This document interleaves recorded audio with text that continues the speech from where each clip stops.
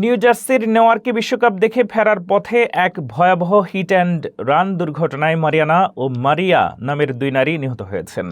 CCTV ফুটেজের সহায়তায় পুলিশের তদন্তের মুখে ঘটনার ৩ দিন পর অভিযুক্ত চালক ডেভিড জে জাপাতা ভেরা আত্মসমর্পণ করেছে। তার বিরুদ্ধে যানবাহনজনিত নরহত্যার গুরুতর অভিযোগ এনে জামিনহীনভাবে জেলে পাঠানো হয়েছে।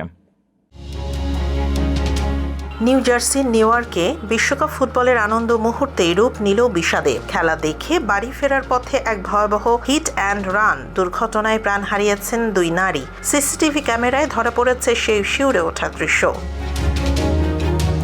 গত শনিবার রাতে নেওয়ার্কের পার্ক এভিনিউ এবং নর্থ ৭ম স্ট্রিটের সংযোগস্থলে এই মর্মান্তিক দুর্ঘটনাটি ঘটে। নিহতরা হলেন ৫৮ বছর বয়সী মারিয়ানা এলিজাবেথ ভালভার্দে বেলত্রান এবং ৬১ বছর বয়সী মারিয়া ইসাবেল দে লস অ্যাঞ্জেলেস সালগাদো ওয়া আয়ালা। তারা দুজনই একটি বিশ্বকাপ ওয়াচ পার্টি শেষে পায়ে হেঁটে বাড়ি ফিরছিলেন।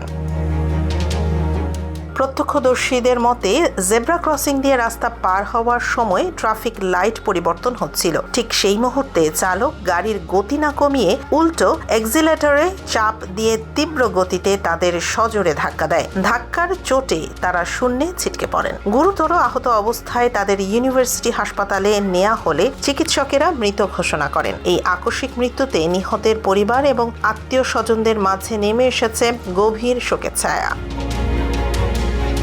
সিসিটিভি ফুটেজ ও প্রত্যক্ষদর্শীদের বিবরণের ওপর ভিত্তি করে পুলিশ তদন্ত শুরু করলে ঘটনার ৩ দিন পর অভিযুক্ত চালক আত্মসমর্পণ করেন। ২৬ বছর বয়সী ওই যুবকের নাম ডেভিড জো জাপাতা ভেরা। এসেক্স কাউন্টি প্রসিকিউটরের কার্যালয় জানিয়েছে তার বিরুদ্ধে দুটি যানবাহনজনিত নরহত্যা এবং দুর্ঘটনাস্থল থেকে পালিয়ে যাওয়ার মতো মারাত্মক অপরাধের অভিযোগ আনা হয়েছে। বর্তমানে কোনো জামিন ছাড়াই তাকে এসেক্স কাউন্টি জেলে আটকে রাখা হয়েছে।